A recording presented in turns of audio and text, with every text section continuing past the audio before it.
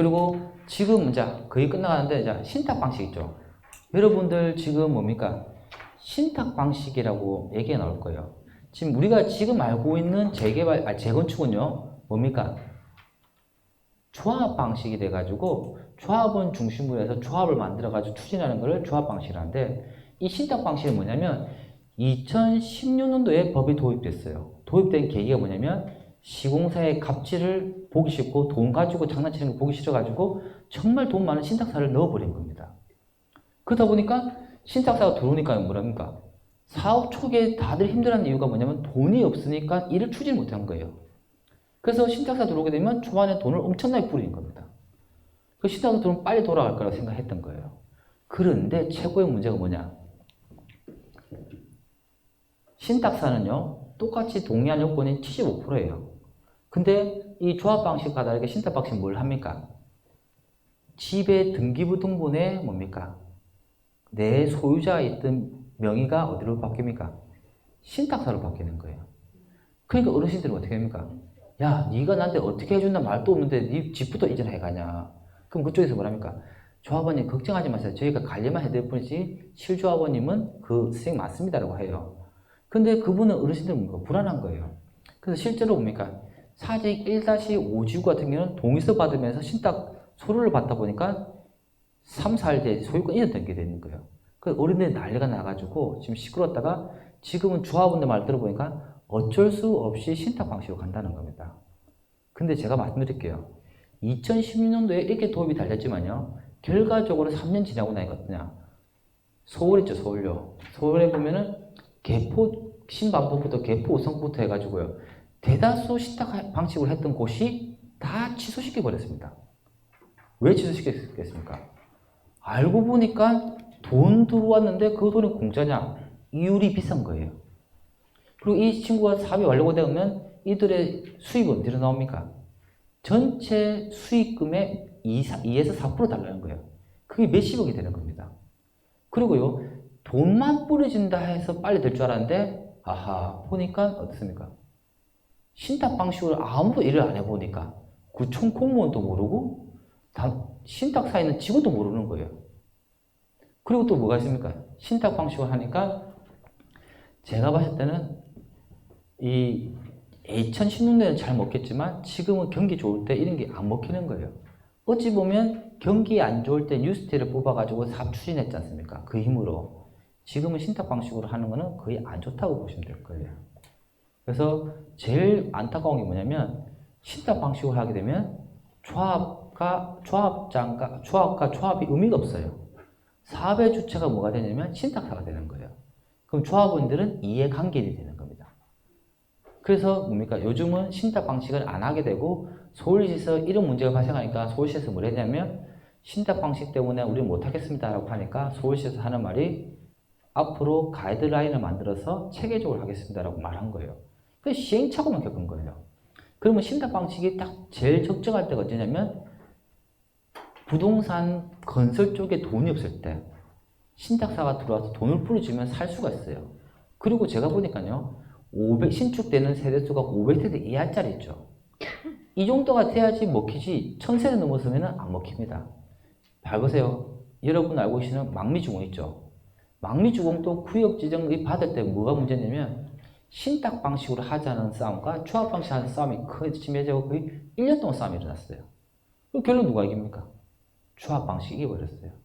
그래서 지금은 신탁은 안 맞는 것 같고 신탁 방식은 경기 안 좋을 때 특히 자금이 안 도는 서울 지역 같은 경우에 잘 맞을 것 같습니다. 그래서 신탁 방식이 무조건 안 좋다는 게 아니고 이건 시장에 따라서 신탁 방식이 효과가 있을 때가 있고 없을 때가 있다는 걸 알고 하시면 될 것 같아요. 그리고 진짜 끝나가네요. 제가 요거는 매번 말씀드릴 강의하는 건데 여러분들 이 생각 안 해봤어요? 결혼하실 때 집을 한 개 사가지고 가는 사람도 많잖아요. 근데 부모님한테 한 1억이 넘는 집을 한 개 받아갔는데 세법상으로는 증여에 해당되는데 세무서에서 조사가 나오는 거예요. 나는 그게 궁금해가지고 세법 교수님하고 국세청의 선배한테 물어보니까 뭐라 하냐면 원래는 법상으로는 뭡니까?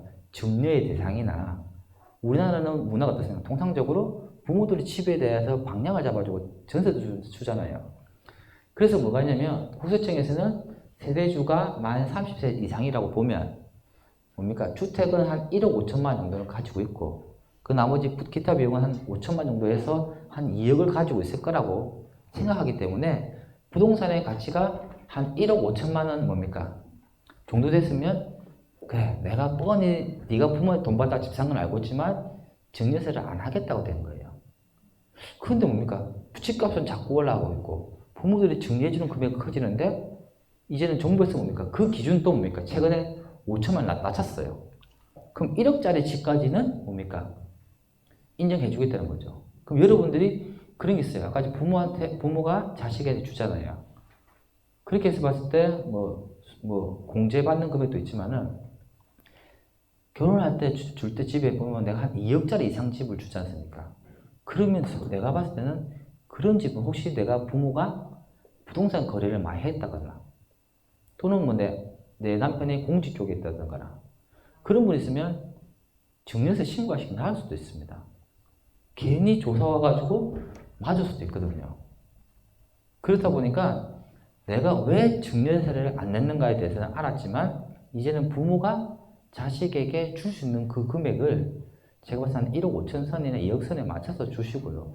그 이상 넘었을 때는 세무사와 상담하셔가지고 저 뭡니까? 아들이 열심히 일하고 잘하고 있는데 세무세도 온나 가라. 그래서 검찰청 가서 오라 가라 하면 엄청나게 힘들어질 수 있으니까 이런 거 세무사님하고 좀 얘기를 해보셔가지고 정리하시는 게 좋을 것 같아요. 자, 그리고요. 제가 하는 게 뭐냐면 부동산 컨설팅이라는 게 있는데 부동산 컨설팅은 큰 거 없어요. 진짜 뭐냐면 땅은 그대로 있는데 도시계획서상이나 선상으로 선 하나 모양을 바꿨는데 경제적 가치가 달라지는 게 컨설팅의 기본 원리예요. 아시겠죠? 예전에 보시게 되면 도로를 접하고 있는 이 어디입니까? 농 같은 경우는 평당 시세가 50만 원이에요. 근데 이 농로를 뒤에 접하고 있는 농은 뭡니까? 도로를 접하고 있는 땅의 거의 반의 반밖에 안 되는 게 시세거든요. 그런데 이 가로선에 있을 때 어딥니까? 요 땅 두 개를 가진 것보다 이 가로선은 어딥니까? 세로선을 바꾸니까 어떻게 되게요? 두 필지 가지고 있는 모양이 어떻게 됩니까? 약간 정형화가 되고 있잖아요.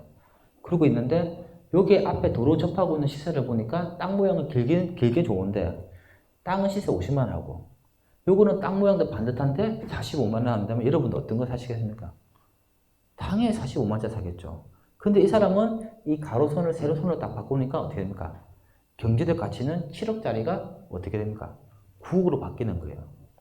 그럼 이 사람이 바꾼 건 뭡니까? 선 하나를 바꿨을 뿐이에요. 맞죠? 땅 안 이쁜 거를 정형화시키게 되고 상품 가치 있게 만들고 그 옆에 있는 50만 자보다는 가격을 싸게 줬으니까 가격 경쟁력이 있는 겁니다. 이게 뭐냐면 여러분들이 이 부동산 컨설팅의 기본 원리입니다. 왜 제가 이 말씀 드리냐면 여러분들 지금까지 투자한 방법은 뭡니까? 부동산 가치는 가만히 있는데 앞으로 사업이 되고 나니까는 사람들의 뭡니까? 기대 심리가 커지게 되고 그 가치가 높아지니까 매매라는 행위를 통해 가지고 가격 결정이 되어 가지고 가격이 올라가잖아요. 여러분이 지금까지 공부한 거는 시세 차이만 노려 가지고 간 거였어요. 근데 그런 시장도 있을 때 있지만 정말 돈을 벌기 위해서 뭡니까? 시세 차이 시장도 있지만 개발 행위를 통해 가지고 부가가치를 올리는 방법이 있어요. 그리고 여러분들이 또 구분 지셔야 될 게 뭐냐면 부동산 특히 남자분들 잘 아시죠? 50대 이상 남자분 제 나이 때 잘하는데 부동산에 돈을 벌여가지고 자신감 있는 분 있는 거예요. 그 들은 건 아니에요. 그러면 저는 뭐라 하냐면 재테크하고 디벨로퍼의 차이를 말씀드릴게요. 여러분들 앞에 집 있죠? 평당 1,000만 원 하죠. 뒤에 집 평당 500 하잖아요.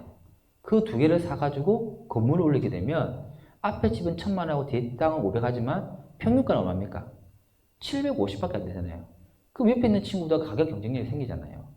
그런데 여기서 보시면 그 땅을 합쳐가지고 한 이유가 뭘까요?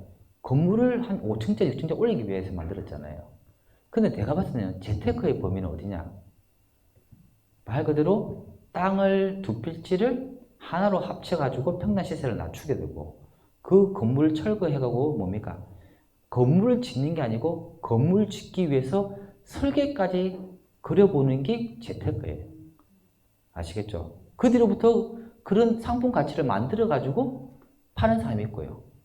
그리고 뭡니까? 설계까지 그려놓고 뭡니까?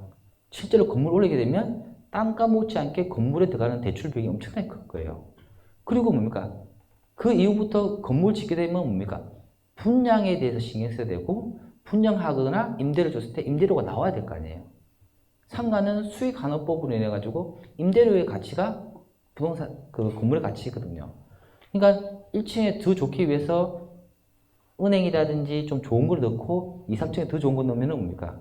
아, 임대 수익이 많이 나오니까 좋긴 좋은데 그건 제가 봤을 때 디벨로퍼예요. 여러분들이 왜 이 말씀 드냐면 실제로 부산분들 잘 아시죠? 연산동에 목화 예식장.